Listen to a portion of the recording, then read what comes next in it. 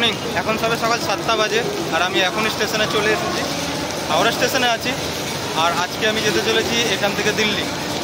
জীবনে তৃতীয়বার আমি দিল্লি যাচ্ছি, কিন্তু প্রথমবার কলকাতা থেকে।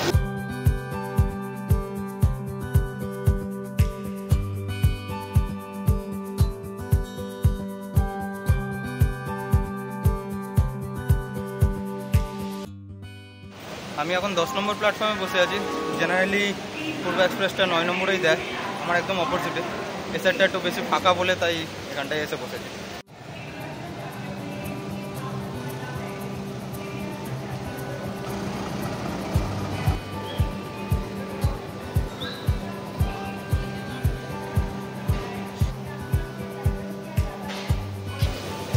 ডাস্টবিনেই ফেলতে হবে।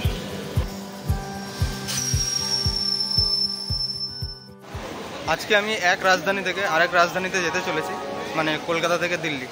টোটাল 1531 কিলোমিটার একা। এবং পূর্ব এক্সপ্রেসে আমার এই প্রথম জার্নি। প্রথমবার যখন দিল্লি গেছিলাম তখন নৈনিতাল থেকে ফেরার পথে দিল্লি হয়ে এসেছিলাম। মাত্র 1 ঘন্টার জন্য দিল্লি ঢুকেছিলাম। সকাল 5টা নাগাদ আমরা ওল্ড দিল্লি স্টেশনে নেমেছি এবং 6টার সময় ট্রেন ছিল আগ্রার জন্য নিউ দিল্লি স্টেশন থেকে। 1 ঘন্টার জন্যই মাত্র দিল্লিতে ছিলাম। দ্বিতীয়বার যখন দিল্লিতে যাই আমি 2 বছর আগে কেদারনাথ গেছিলাম, সেখান থেকে বাড়ি ফেরার পথে দিল্লি হয়ে ফ্লাইটে ফিরেছিলাম। কিন্তু দিল্লিতে সেইভাবে কোনো ভিডিও বা কিছু করিনি, কারণ দিল্লিতে যেইটুকুনি সময় ছিলাম পুরোটাই বৃষ্টির মধ্যে ছিল। 2 দিন ছিলাম আর 2 দিন পুরোটাই বৃষ্টি হচ্ছিল, তাই কোথাও বেরোতেও পারিনি, সেইভাবে ঘুরতেও পারিনি। গত 2বারই গেছিলাম বন্ধুদের সাথে, ভাই বোনদের সাথে, আর এইবার যাচ্ছি আমি একা। দিল্লিতে 1 দিন থাকবো এবং চেষ্টা করবো পুরোটা ঘোরার, যদি একটু ভগবান সঙ্গ দেয় আর যদি ওয়েদার ভালো থাকে তাহলে। আমার ভাগ্য খুব খারাপ, যখন আমি ট্রেনে ট্রাভেল করি আমি সাইড আপার সাইড লোয়ার, মানে 2 জন বা 3 জন গেলে সাইড আপার বা সাইড লোয়ার বুক করি, আর একা গেলে সাইড লোয়ার, কারণ জানলাটা পুরোটা পাওয়া যায়। আর যতবারই আমি বুক করেছি ততবারই মানে 79, 80 এরকম সিটটা বা 1 বা 2 এরকম সিটটা পড়েছে, একদম বাথরুমের পাশেরটায়। আমার ভাগ্য। তো আমার কোচ নাম্বার হচ্ছে S4 আর সিট নাম্বার হচ্ছে 79।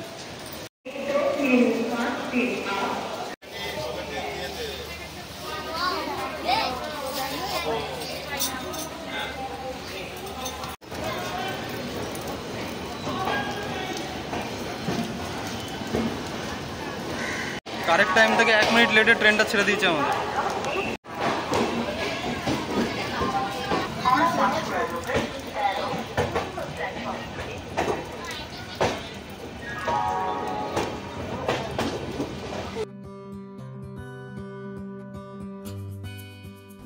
অলমোস্ট 13 থেকে 14 দিনের জন্য কলকাতা ও বাড়ি দুটোই আমি ছেড়েছিলাম। এইটা নিয়ে দ্বিতীয়বার কোনো ট্রিপে আমি একা বেরিয়েছি। এই ট্রেন জার্নিটা আমার টোটাল 1,500 কিলোমিটারের মতো। আমি ট্রেন ব্লগার নই, সেই কারণে আমি ট্রেনের ব্লগ বানাই না। শুধু আমার নিজের জার্নিটাকে এনজয় করি এবং তার সাথে আমার যে ট্রাভেল এক্সপিরিয়েন্সটা সেটাই শুধু সবার সামনে তুলে ধরি।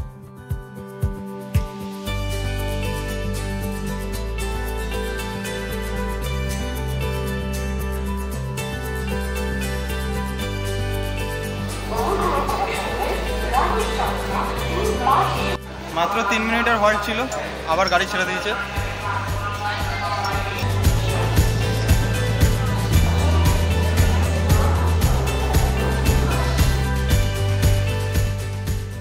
ট্রেন ট্রাভেল মানেই হচ্ছে মুখ চালানো, আর সেরকমই আমি ছোলা মাখা নিয়ে নিয়েছিলাম, কাঁচা ছোলা মাখা। আর সেটাই খেতে খেতে এবং বাইরের দৃশ্য এনজয় করতে করতে আমি এগিয়ে চলেছিলাম দিল্লির উদ্দেশ্যে।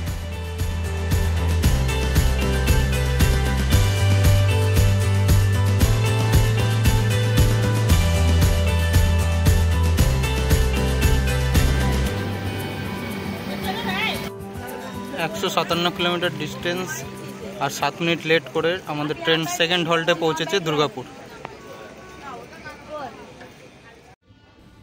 ট্রেনে উঠে এই একটা জায়গার বিষয়ে খুব চিন্তিত থাকি, কারণ এই জায়গাটা যদি পরিষ্কার না থাকে তাহলে পুরো জার্নিটাই ম্যাচাকার হয়ে যায়। সেই জন্য প্রথমে ঢুকেই আগে দেখে নিলাম যে জায়গাটা পরিষ্কার আছে কিনা। আপাতত তো ছিল, কিন্তু পরে যে কী হবে সেটা বলাই বেকার। জুলাই মাস মানে একদম ভরা বর্ষাকাল, আর সেই বর্ষার জল গাছের পাতায় পড়ার পর গাছের যে সৌন্দর্যটা সেটা দেখার মতো। ট্রেন থেকে এই বাইরের দৃশ্যগুলো এনজয় করতে করতে অনেকগুলো স্টেশন এইভাবেই চলে গেল।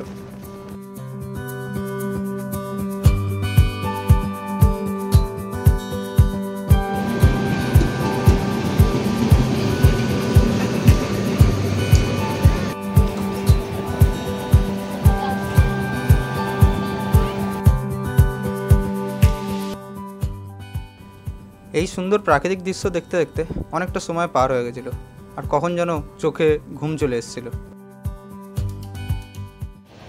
চোখের ঘুমটা ভাঙলো ঠেলাঠেলিতে। হঠাৎ তাকিয়ে দেখি যে ট্রেনে সেই রকম আবার ভিড়। রিজার্ভেশন স্লিপার কামরা আবার সেই জেনারেল কামরাতেই পরিণত হয়েছে। কী আর করা যাবে, অগত্যা সিট তুলে বসার মতন পজিশন করে নিয়ে বসে গেলাম আবার।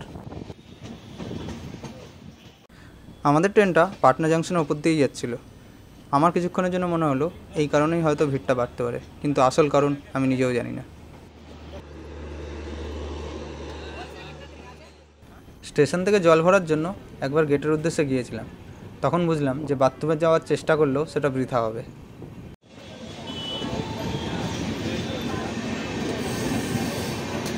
650 কিলোমিটার পর আমাদের অফিসিয়াল 17 নম্বর স্টেশন বক্সা। 40 মিনিট লেটে বক্সা স্টেশন ঢুকছে।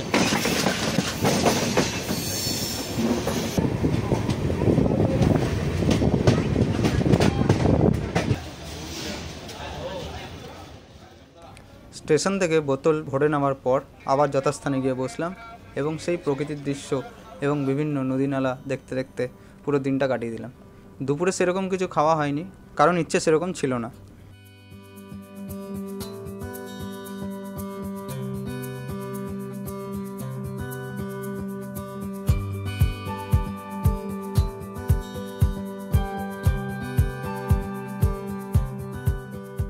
আর এইভাবেই সকাল থেকে সন্ধ্যা পর্যন্ত ট্রেনের একটি জানলার পাশে বসে নদী নালা গাছপালা এবং প্রকৃতি দেখতে দেখতেই কাটিয়ে দিলাম।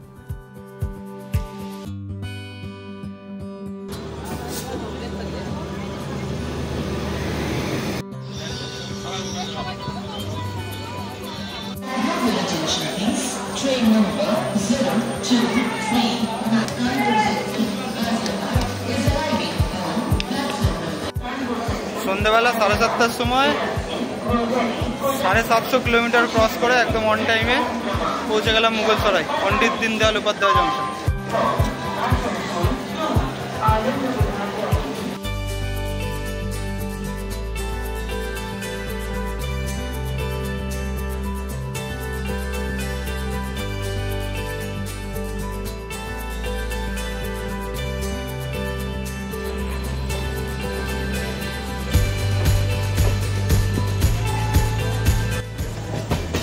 নশো কিলোমিটার পর আমাদের অফিসিয়াল 19 নম্বর স্টেশন হচ্ছে এলাহাবাদ জংশন, যা এখন প্রয়াগরাজ নামে পরিচিত।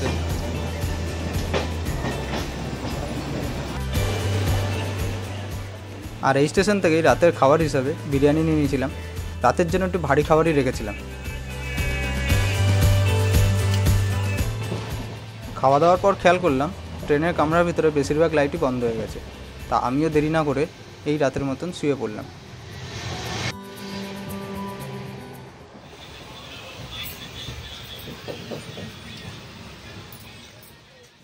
পরের দিনের সকালটা শুরু হয়েছিল আমার চা আর বৃষ্টির সাথে। এই চাটা আমাকে যে আমার সহযাত্রী ছিল সে খাইয়েছিল এবং তার সাথে গল্প করতে করতে পুরো রাস্তাটা এসেছিলাম। কিন্তু নতুন দিল্লিতে যখন আমি ঢুকছি তখন এত পরিমাণ বৃষ্টি দেখে আমার মনটা খারাপ হয়ে গেছিলো, কারণ দিল্লিতে শুধু আমার ট্রানজিট ছিল, আর সেই কারণে শুধুমাত্র একটা দিনই ছিল আমার কাছে দিল্লি ঘোরার, আর সেটাও যদি সারাদিন বৃষ্টি হয় তাহলে ঘুরবো কী করে, সেই চিন্তাতেই আমার মনটা খারাপ হয়ে গেছিলো। সবাই এত তাড়াহুড়ো করছে দেখে আমি 10 মিনিটের জন্য দাঁড়িয়ে গেলাম এবং কিছুটা খালি হওয়ার পরেই ট্রেন থেকে নামলাম।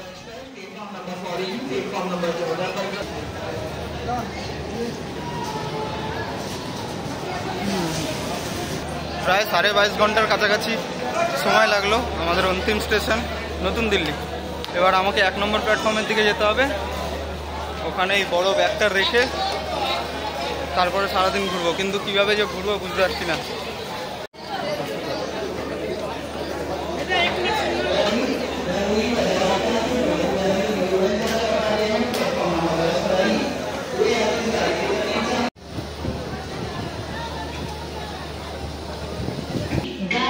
এখন 1 নম্বর প্ল্যাটফর্মে ক্লক রুমের দিকে যাচ্ছি। পেছনের ব্যাগটা রেখে দেবো, রেখে সামনের এই ছোটো ব্যাগটা নিয়ে সারাদিন ঘোরার প্ল্যান আছে। এই যে এখানে লেখা আছে পাহাড়গঞ্জের দিকে।